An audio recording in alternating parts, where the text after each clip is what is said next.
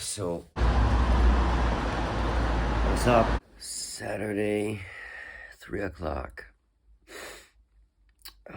Smoked a spliff, drank a beer. So, yesterday, I did adhere to everything I said, and I could not get there. Fuck. Point being, no K until New Year's Eve. New Year's Eve. Wishful thinking there, eh? Alright, I'm gonna visit my family for Christmas Eve when I get home for New Year. Yeah.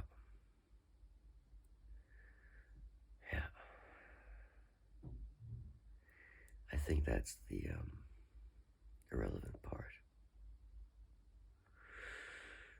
And I'm gonna give myself a strong beer with a friend in an appropriate social setting, not alone, for the time being. See if I can train. Maybe I'll do a week with 2 sets of the 4 exercises that I mentioned before. And next week 3. That will be the challenge part on that part of my life. Yeah. I'm gonna drink the rest of my beer and fall asleep to some YouTube, Star Wars lore, whatever. Yeah. Watch the timeline of General Grievous or the old Sith. Ragnar Sidao. What's up? So, okay. Sunday, 9 o'clock-ish update. So I did do the experiment with the K Friday, and it was partially successful. So, partially. No, I didn't get where I wanted, but I did it in the small steps, and the method is fine. I've just overdone it. So,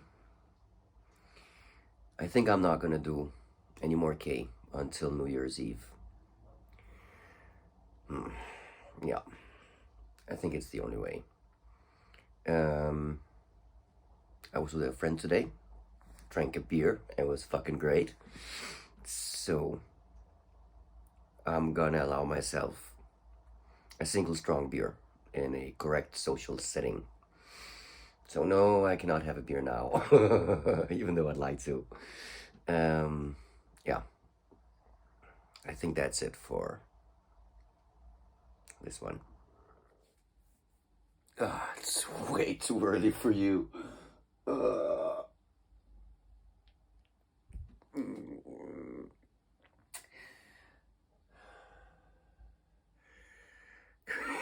Crazy dreams. No head and tail.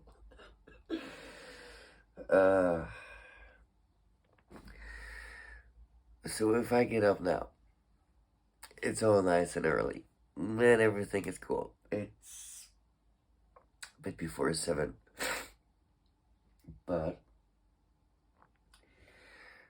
how the fuck do I kill time now? Like, yeah.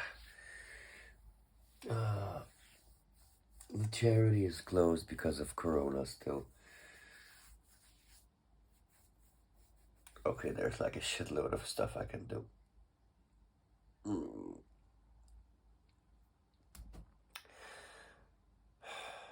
Shower, coffee. Another manic Monday. And fuck Sunday. Yeah. Go fuck yourself. So, first frost is here.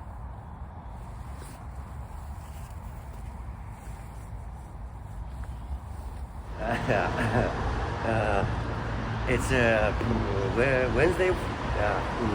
Wednesday update. Okay, so today, fuck up totally. One of my really, really good friends I haven't seen for a long while visited me, and yeah, we did everything. I'm drunk as fuck. No kids and no pay, of course, but yeah. And I don't give a fuck, and I'm going out to buy more beer. Yeah. Cheerio. So this is apparently a Tuesday morning update at 2 p.m.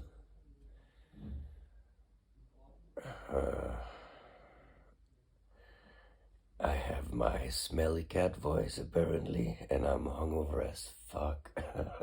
Fuck. So yeah. Uh,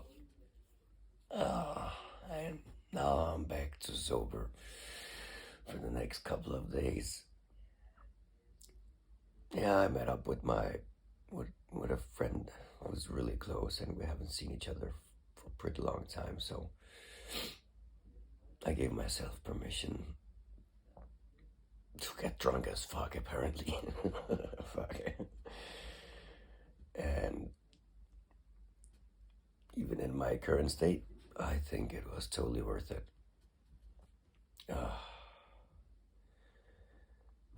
Fuck, ethanol is a hard one.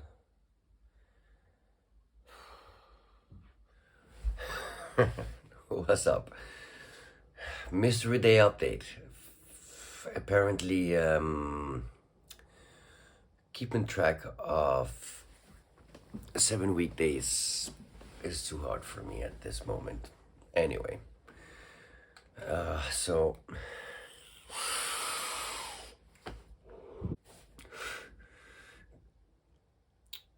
I've been like crushed today. I drank 2 beers, strong beers, more than I was allowed to. And I don't give a shit, for fuck's sake, I've been crushed.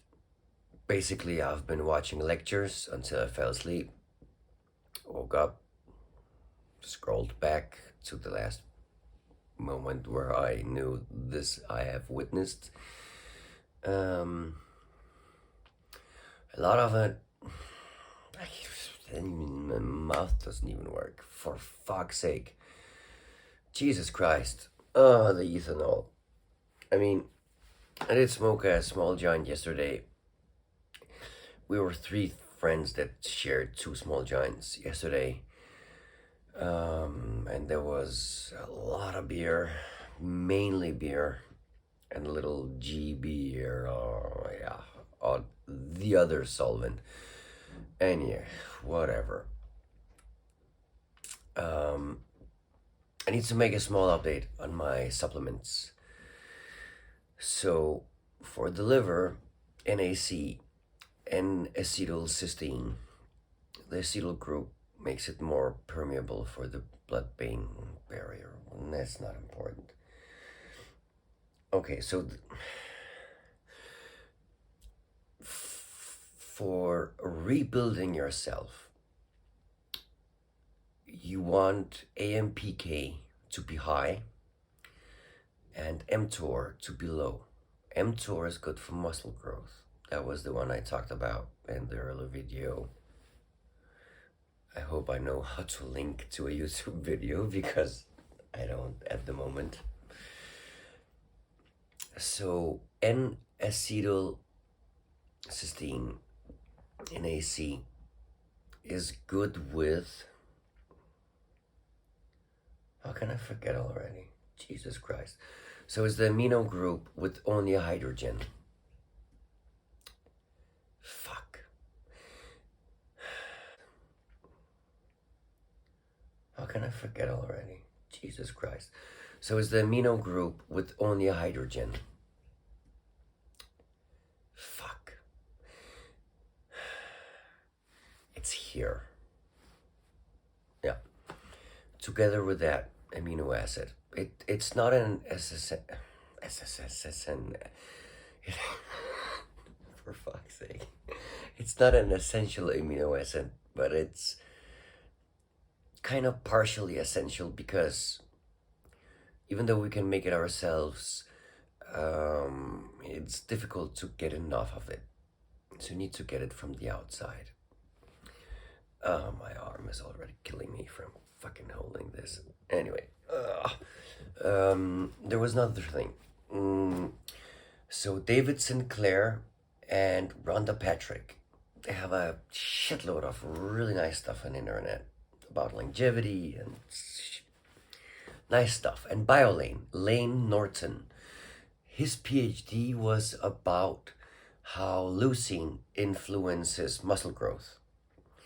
And layer research showed that 5 grams of leucine with 10 grams of glutamine really heightens mTOR, so mammalian ribomycin. Jesus Christ. I'm struggling to even get through this. Okay, so, and antioxidants. So, if you eat too many antioxidants, you lower the body's own defense against oxidants. And the body's like power antioxidant is glutathione. For example, when you do resistance training, you receive quite a bit of oxidative stress. And the oxidative stress is also a signal for the body, hey, you need to prepare against this.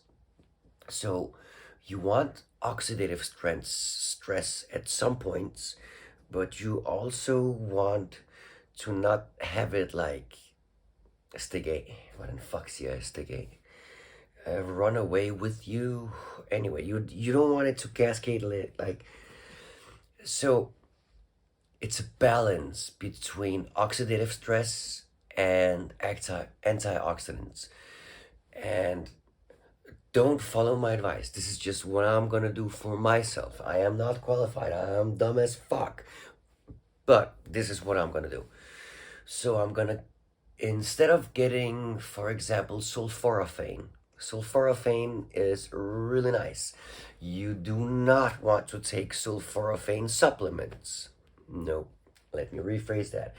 I will not take sulforaphane supplements that are encased in a bilipid layer, because then sulforaphane in its active form can be introduced into cells that don't need it, and you can reach levels that are highly toxic. So, for example, there are so many articles that I want to link, but the energy it requires to find the best ones and link them in a description is more than I can handle right now. So this is just a madman's rant. Do not do what I say.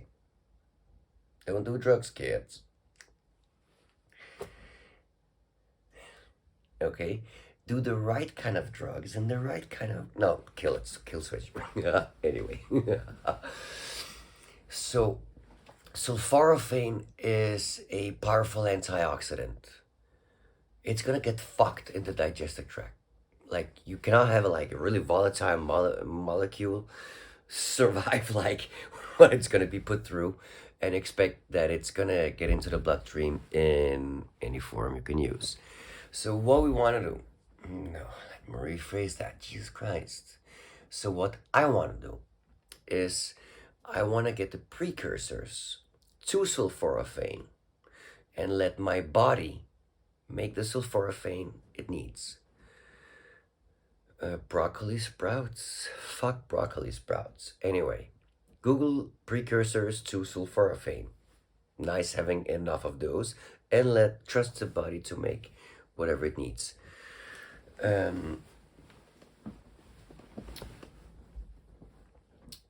So, in my next supplement mix, I am not going to try to get sulforaphane.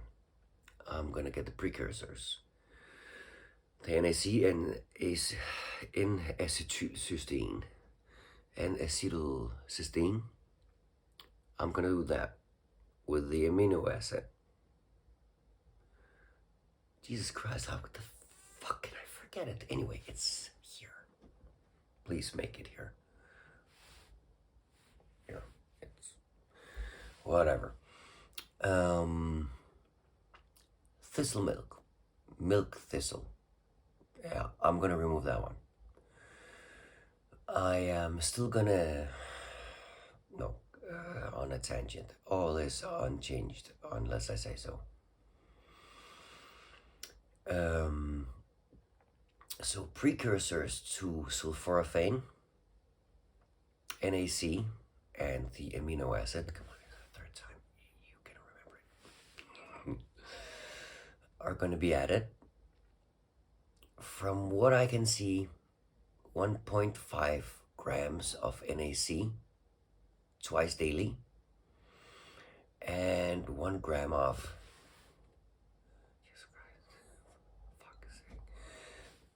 twice daily.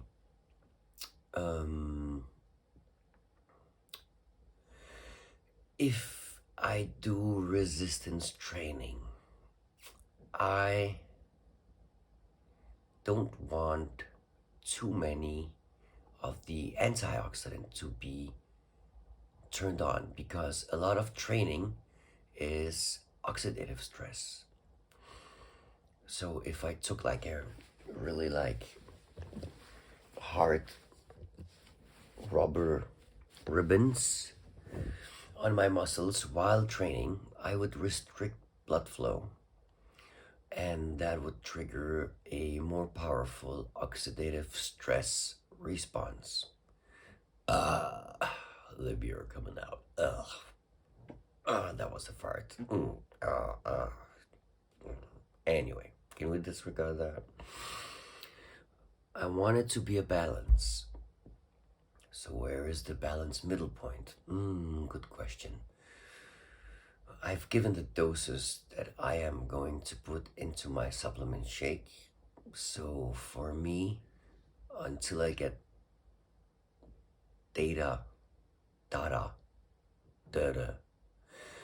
with better resolution, that's what I'm gonna stick to. Because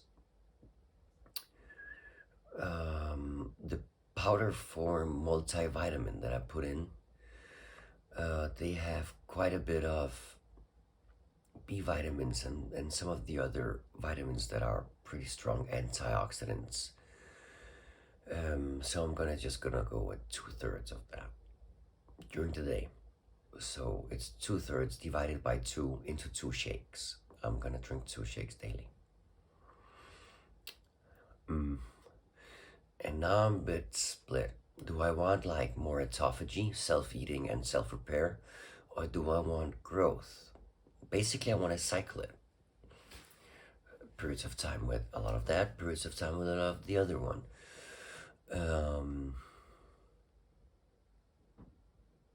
I'm gonna stick to what I just said for now.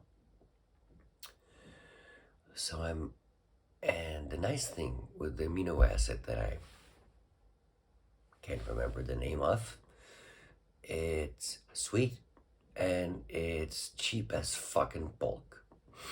So I think I'm gonna sweeten my shake with that and not introduce any more artificial sweeteners, sucralose, aspartame. All the like real science that I've read about artificial sweeteners is definitely pointing towards don't worry about it. You need to eat a lot of it before the liver needs to use different cascades, metabolic cascades, to break it down. So I'm not gonna worry about it for now because I like my sweet. And it does that I can cut back a whole lot on carbs when doing it. So I can keep my insulin lower, integrated over whatever time period, great enough days, that it's worth the cost. I can't even guesstimate the cost because research shows that Aspartame is not really that dangerous. Anyway, don't do what I say, kids. This is just what I'm gonna do. Yeah. um,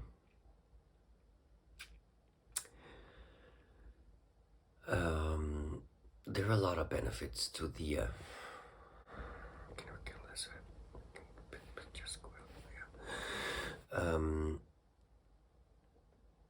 my mom is 60 something, close to 70, and there should be a lot of mental benefit for this, together with Jesus Christ, my memory is so working horribly right now. Acetylcarnitine helps fat burn, but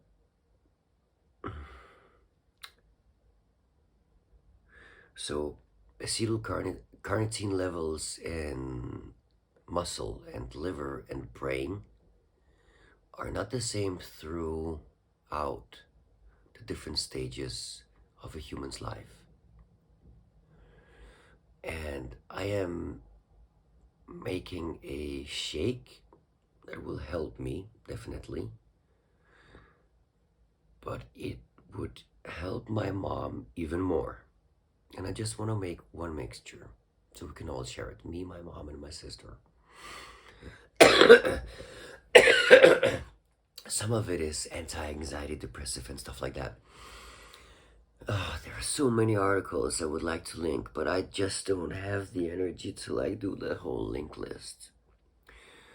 Don't do what I say, but I am going to do this as an experiment. Okay, enough of supplements. Me, drugs, last couple of days. I've basically been drunk as fuck. Yeah, I smoked it a little bit, and it's whatever. Jesus Christ, alcohol kills me. For fuck's sake. He's my really good friend. I haven't seen him for a shitload of time, and I don't regret anything. But Jesus Christ, I've been fucked today. I've been crushed, and can't wait until I'm tired enough to sleep. Maybe something about sleep. Something I've noticed. If I use my bedroom as my YouTube room and my eating room, and it's all warm and pleasant and blankets and pillows, one thing is I associate it with a lot of stuff that needs cognitive, mental processing. So when I step into here, it doesn't trigger like the calm and nice and that I need before sleep. If I think about a problem and how to solve it and how I would do it different at another time, it's not always, but it has the tendency to also be the first thing that I think about in the morning. And as I've already said, with regards to lucid dreaming, which I want to use to get lucid enough to get some of my meditation done during night, when I wake up, I don't want it to be too comfortable. But I don't want my thinking routines to get out of hand in the morning. So it's a balance between trying to stay in the present and relaxing in it, and not jumping ahead with what I want to use my day for, and not falling asleep. Because if I stay too in the present, I fall asleep. Sometimes falling asleep in that state can be really good, because I get a lot of rapid eye movement dreaming done. With dreaming, as I said. Also a balance. Why always fucking a balance? Fucking always back to the fucking middle way. Eightfold path. Read up on eightfold path. Middle way. No, middle way is not doing so much heroin, but it's fucking the middle way, eightfold path, is not what Western people normally, I think, would think of a middle path. They would say it's fucking extreme. Anyway, fuck that shit. So what I basically want to do when I go to bed, I'm not gonna process problems. I'm gonna give myself a tribute. Thank you, job well done, for all the nice stuff that I did that day. And then I'm gonna transition it into dream world thinking. So yesterday or this night, I was at this festival and we had like the squeegee thingies and all kinds of, and all details are coming back when I think of it now. Cause my timer, I have an alarm. It rings at 9 and 11, 13, 15, 17, 19, and 21. And every time it rings, I question my present reality. If this was a dream, how would I be able to catch it as a dream? I look at my watch. Does it have detail? If it has detail, does it have the same detail? Because usually if I check more than once, it doesn't. And text, usually in dream, is nonsensical. But what I actually do is, how Rick and Morty, how the fuck did I get here?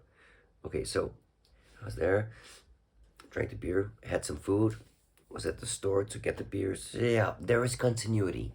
In dream, there is never continuity.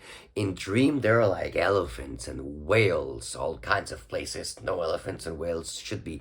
So normally, usually, except if it's a really intense nightmare, when I ask myself, could this be a holy, what the fuck? Jesus, this is my childhood home and my ex-girlfriend is there, but she has a wild boar's face. Okay, it's a dream. um, and by doing that, I hope I get it to be in the habit of questioning my reality. Second thing I do, when I remember, when I wake up, I don't move. I do not activate motor cortex in any way. And I try and think of the last thing I remember from the dream in as high detail as I can. And then I take them. What led to that? The thing about what led to what is an integrated part of my meditation. I have a craving. All right. Now the craving is, I have it mapped pretty decent. What led to that? Oh, there was a block before that. Yeah. And I try and map it. And in time, I have these two blocks mapped. Yeah, but what led to this one? Because the better I become at doing this, the better I become at noticing you're doing this.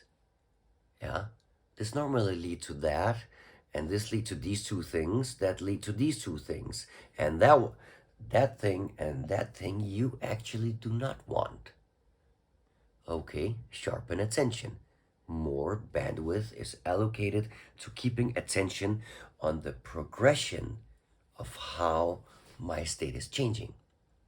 And I suspect the better I become at understanding these sequences, the further back I can recognize, okay, you're doing this. And because for now, I don't know if it stays that way, but for now, the earlier I can catch a sequence, the easier it is to derail towards a path that I actually want, that is more wholesome, that brings more niceness stuff in the long-term run. And I want to really hack myself into getting better into doing the long-term stuff, obviously. Because when I sacrifice the peaks, I also reduce the depth of the pain periods. So I do sacrifice the peaks. Yes, I do not have fucking physical ecstasy as it feels when you smoke a big fucking shitload of cocaine. But the price means that the baseline becomes way lower. And what I want is the total average to rise. And I've noticed a tendency in me. I'm not claiming you're the same way, but I've noticed a tendency in me that when I sacrifice the highest of peaks, the lows get way lower and the average keeps increasing very slowly, excruciatingly slowly. So slowly I can basically feel it. But over time it does. If I look at myself how I did 3 months ago, and 3 months before that, and 3 months before that, if you've seen the channel, it should be pretty obvious that there has been a pretty fucking positive progression. I have tested myself, and I did not touch or have, that's not the important part. I actually didn't have the craving to reduce my pain using opiates. I'm not good at recognizing and giving myself credit for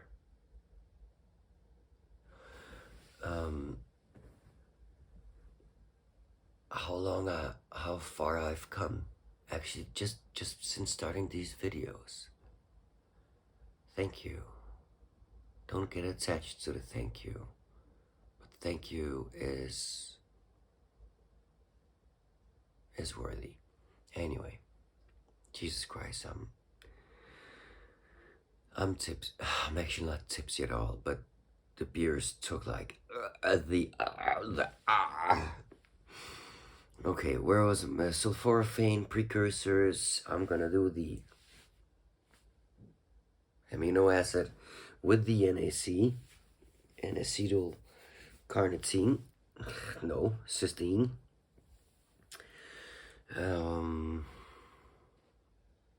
Training oxidative stress.